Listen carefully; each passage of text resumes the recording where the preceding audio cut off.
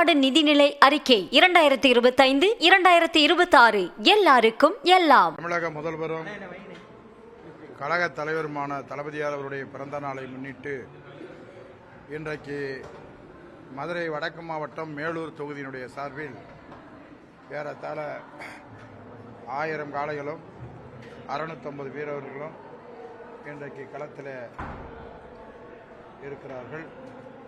இது நம்முடைய பல்வேறு நிகழ்ச்சிகள் நடத்தி கொண்டிருந்தாலும் கூட இன்றைக்கு மருத்துவ முகாமை கூட சோழவந்தான் தொகுதியில் நடத்திருக்கிறோம்.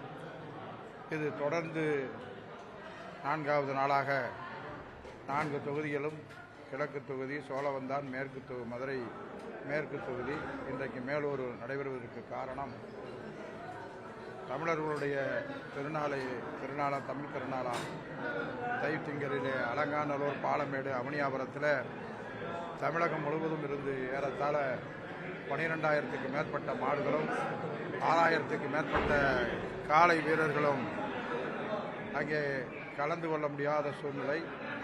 ஏனென்று சொன்னால் ஒரு ஜல்லிக்கட்டிலே அதிகபட்சமாக 1000 காளைகளும் 650 வீரர்கள் தான் கலந்து கொள்ள முடியும்.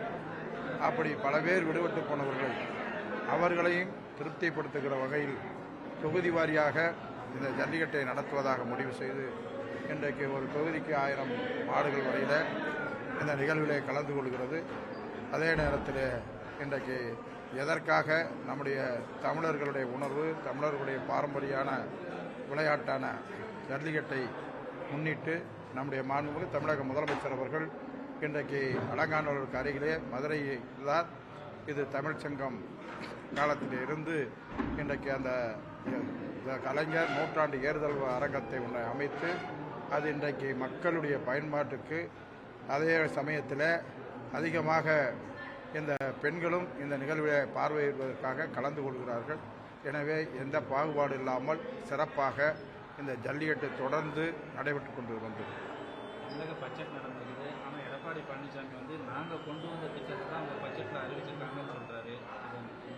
அதற்கான விளக்கத்தை மாண்புமிகு தமிழக முதலமைச்சர் அவர்களும் நிதியமைச்சர் அவர்களும் எல்லோரும் எல்லாம் பெற வேண்டும் என்ற உன்னத நோக்கத்தோடு எதுவும் விடுபட்டு போகாமல் அனைத்தும் மக்களுக்கு பயனுள்ள பட்ஜெட்டாக இன்றைக்கு அறிவித்திருக்கிறார்கள். அந்த பட்ஜெட் நாடு முழுவதும் இன்றைக்கு அனைத்து தரப்பு மக்களும் பாராட்டக்கூடிய பட்ஜெட்டாக அமைந்திருக்கிறது.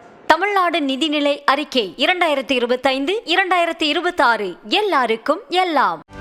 செய்திகளை உடனுக்குடனும் துல்லியமாகவும் தெரிந்து கொள்ள சப்ஸ்கிரைப் பண்ணுங்க.